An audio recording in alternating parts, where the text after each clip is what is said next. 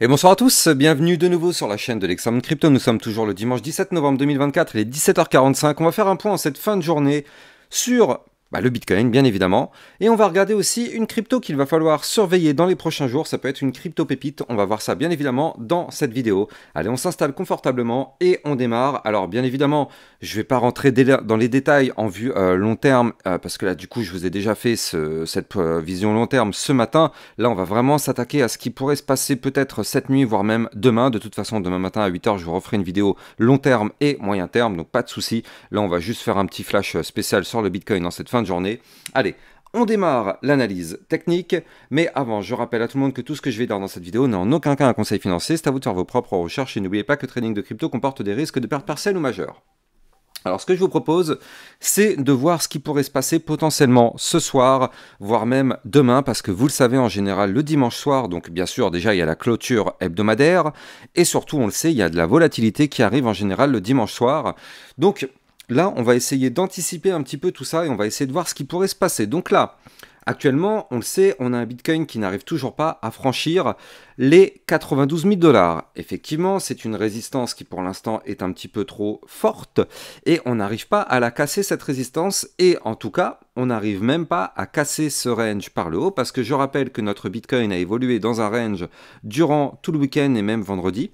Et comme vous pouvez le voir, on n'a toujours pas réussi à casser ce range par le haut. Je rappelle que si on veut effectivement une cassure de ce range, il va falloir casser les 91 850 $. Et donc pour le moment, on n'arrive pas à casser ce niveau clé. Je rappelle que ce niveau clé est une zone de résistance, donc c'est pour ça que pour l'instant, on est rejeté justement par ce niveau. Est-ce qu'on va réussir à le breaker? En tout cas, dans tous les cas, ce qu'on sait, c'est que effectivement, on risque d'avoir un mouvement, quoi qu'il arrive, important, parce que de toute façon, ce range, il va être breaké, quoi qu'il arrive, tôt ou tard, et plus on attend, plus la compression se fait. Donc effectivement, on risque d'avoir un mouvement de sortie assez important par rapport à ce range. Alors bien évidemment, on aimerait tous que ce soit une sortie par le haut, mais prudence tout de même, parce que là, pour l'instant, on n'y arrive pas. Vous le voyez ici, on n'arrive pas à casser ce range par le haut. On est pour l'instant toujours au-dessus du support, et heureusement, le support, il est ici à 89 631 $.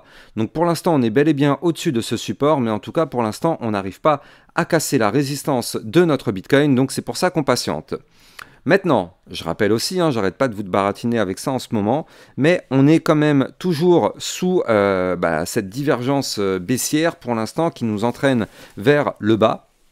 Donc c'est pour ça que le Bitcoin fait des points hauts de plus en plus haut, mais cette divergence qui est ici du côté du RSI où ça chute. Donc attention tout de même à ne pas casser le support des 89 631, ce qui pourrait effectivement entraîner un retracement plus prononcé. Dans tous les cas, effectivement, là, on risque d'avoir de toute façon un mouvement impulsif. Comme je vous l'ai dit tout à l'heure, si on arrive à casser le range par le haut, ce sera la direction des 92, voire même 93 477. Puis après, on aura les 95 723, voire même les 96 024. Donc ce seront les prochaines targets à aller chercher en cas de poussée haussière. Mais là, pour l'instant, malheureusement, notre Bitcoin n'arrive pas.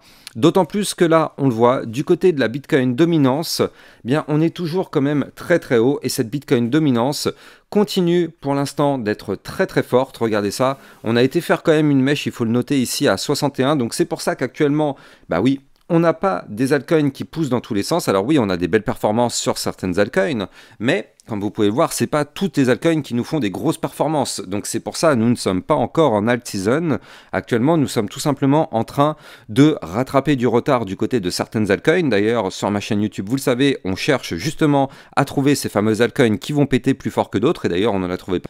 Et notamment la crypto OM, donc le mantra qu'on avait pu anticiper depuis 3-4 jours, on avait effectivement, même plus, en fait, je vous en avais parlé il y a 4 jours, en fait, juste avant l'explosion, et elle a pris quand même une énorme poussée haussière, donc ça, tout ça, c'est dans notre poche sur ma chaîne YouTube. Mais bon, effectivement, nous ne sommes pas encore en alt season, effectivement, tant qu'on est toujours dans une Bitcoin dominance aussi élevée, malheureusement, les altcoins ne pourront pas s'exprimer. Donc c'est pour ça qu'actuellement, on a des poussées haussières sur certaines, mais une vraie altcoin season, vous savez que ce sera des plus 50, plus 40% tous les jours sur toutes les altcoins. Donc on n'y est clairement pas du tout. La Bitcoin dominance est à 60%, donc tant qu'elle est toujours aussi élevée, bah, c'est très très très difficile. Ça veut dire concrètement que là, actuellement, le Bitcoin attire 60% des liquidités, donc il reste 40% à se partager pour toutes les cryptos. Donc ça fait quand même beaucoup de cryptos pour peu de liquidités. Donc bon, enfin quand je dis peu de liquidités, on se comprend bien évidemment, mais je veux dire, c'est pas du tout un ratio équitable. Tout actuellement va vers le Bitcoin. Donc on n'est pas encore en alt season, bien qu'on a pas mal de cryptos qui récupèrent de la force. Bref. Donc là, continuons justement. Donc nous, sur notre Bitcoin, pour l'instant, on patiente de voir si ce range sera pété par le haut ou pas. Je rappelle, bien sûr, ce soir, on a toujours de la volatilité en général le dimanche soir parce que on a la clôture hebdomadaire. Donc nous, la clôture hebdomadaire, elle aura lieu à 1h du matin. Donc on va voir ce qui se passe d'ici là. Mais si on arrive à casser ces fameux 91 850 $, alors effectivement, le Bitcoin pourrait reprendre de la force. Par contre, prudence tout de même. Si on pète les 89 631, alors dans ce cas-là, ce serait pour aller chercher le support du bas du range à 86 692 $. Et si on casse ce niveau clé, dans ce cas-là, il y a des zones de support à venir chercher à 86 322, puis 85 016, voire même les 83 000 $ ou encore les 81 533 $. Donc ça, ce seront les prochains niveaux clés à revenir rechercher si malheureusement on casse ce range par le bas.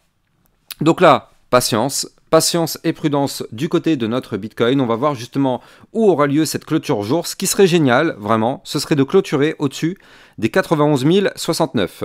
Donc là, bon, on verra bien ce qui va se passer. Dans tous les cas, je rappelle que pour notre bull run, il n'y a pas de souci particulier, peu importe.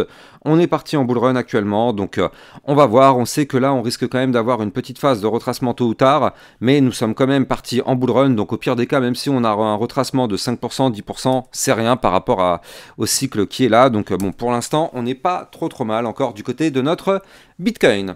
Allez, comme je vous en parlais tout à l'heure en introduction de vidéo, on va essayer de voir ensemble une crypto-monnaie qui pourrait être intéressante à surveiller. Cette crypto, c'est la crypto Hook. Donc c'est une crypto, je vous en parle, parce que pour l'instant, elle n'a pas encore trop pété, en fait. Si vous voulez, il y a déjà des cryptos qui ont récupéré pas mal de leur retard. Mais cette crypto-monnaie, comme vous pouvez le voir ici, pour l'instant, eh bien, elle galère. Elle galère à reprendre de la force. Et donc justement, c'est ça qui est intéressant. C'est que pour l'instant, effectivement, il n'y a rien qui nous indique un retournement de tendance à la hausse. Mais on voit pourquoi pas ici quelque chose qui pourrait être intéressant à surveiller, c'est-à-dire qu'on est en train de former tout de même, il faut le noter, une figure chartiste en tasse avec une anse en vue jour, et on est justement actuellement pile poil sur le niveau clé qu'il va falloir breaker. Donc nous, le niveau clé qu'il va falloir breaker, il se trouve ici à 0,4336. Donc on va voir si effectivement on arrive à valider ça.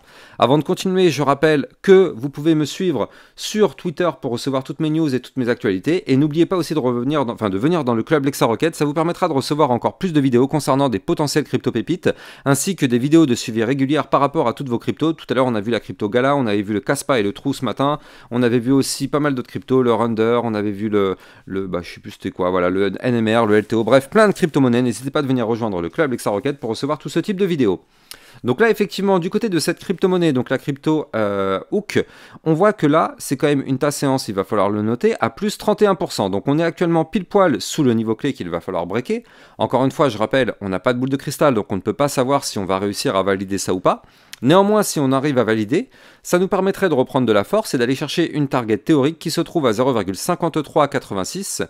Et ce qui est plutôt bien, c'est que, regardez ça, je prolonge tout simplement un range, parce qu'en fait, nous étions dans une grande phase de latéralisation, en fait, depuis ici, donc le mois de août 2024.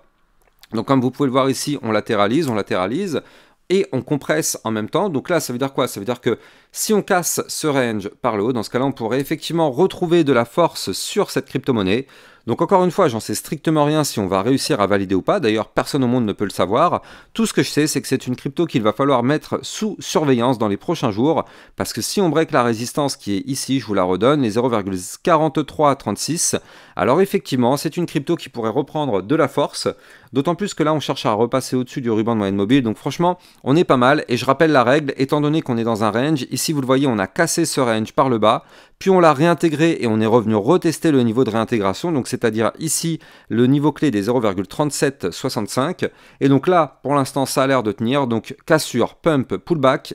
si on casse les niveaux clés. L'idée serait d'aller chercher le haut du range à 0,5154, puis pourquoi pas les 0,5614 ou encore les 0,6032, et pourquoi pas aller chercher la zone des 0,6312. Ce sont des niveaux clés à venir chercher sur cette crypto, mais à l'unique condition de breaker effectivement le niveau clé. Donc on pourrait avoir effectivement un plus 45% dans les prochains jours si on arrive à valider tout ça. Encore une fois, on n'a pas de boule de cristal, on ne sait pas du tout si on va réussir à casser tout ça. Mais clairement, ça peut être une crypto-monnaie qu'il va falloir surveiller de près. D'autant plus qu'en vue hebdomadaire, comme je vous le disais, on est très très bas là du côté du RSI, on est à 41. On voit que pour l'instant, on est toujours dans une belle tendance baissière actuellement. Donc, si jamais on arrive à reprendre de la force, ça pourrait peut-être casser cette tendance baissière. Et étant donné qu'on a des bandes de Bollinger quand même pas mal resserrées sur une vision long terme, et qu'on est quand même du côté du RSI sur des niveaux clés très très bas, alors effectivement on pourrait s'attendre à un retour de volatilité et pourquoi pas récupérer plein de niveaux clés. Encore une fois, à prendre avec des pincettes, on ne sait pas si ça va se valider ou pas. Bien sûr, ça va dépendre du Bitcoin. Vous le savez, si le Bitcoin se met à chuter, tout le marché crypto chute avec lui. Donc on patiente et on surveille. On va en profiter pour faire un petit point aussi très rapide sur une autre crypto-monnaie. Donc cette autre crypto-monnaie, c'est ni plus ni moins que la crypto, donc c'était laquelle? Voilà, c'était la crypto ADA que je voulais vous montrer. Et donc ça, je vous en avais déjà parlé un petit peu hier de l'ADA Cardano. Je vous avais dit qu'il faut la surveiller parce qu'en fait, on est en train de préparer en vue mensuelle, donc en vue très long terme là, un gigantesque pattern. D'ailleurs, là, vous le voyez ici. On a une ligne de coup d'un gros double bottom. Ici, vous le voyez, tac, énorme double bottom mensuel. Il faut absolument casser en vue mensuelle les 0,6572. Donc ça semble plutôt bien parti actuellement. Et donc là, vous le voyez, hein, on cherche à récupérer la zone du dernier point haut en vue hebdomadaire qui se trouve ici à 0,7290 et on cherche même à casser la résistance des 0,7889. Si on break ces niveaux clés, alors effectivement du côté de la crypto ADA Cardano, on pourrait continuer de pousser pour aller chercher les 0,9160 voire même les 1,0302. Maintenant, prudence tout de même, il faut le noter.